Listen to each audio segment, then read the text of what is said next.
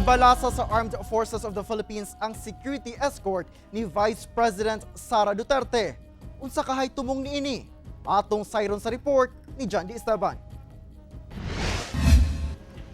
Gilimod sa Armed Forces of the Philippines o AFP nga gibawi ang mga security escort ilawom sa Vice Presidential Security and Protection Group o VP SPG ni Vice President Inday Sara Duterte. Kinihuman nga nagkatag ang maong impormasyon online. Base sa gipagulang statement sa AFP, mihimo lang matud pa sila og regodon sa VP SPG o nagpatuman ra daw sila og reorganization.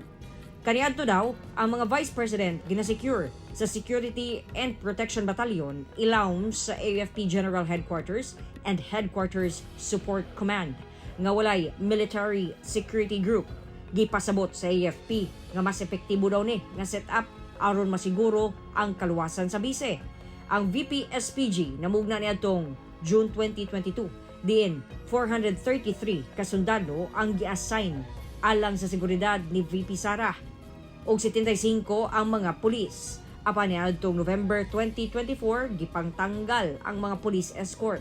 Sa karon wala pay payag si VP Sara kalabot niini. John D. Esteban, 1 Mindanao.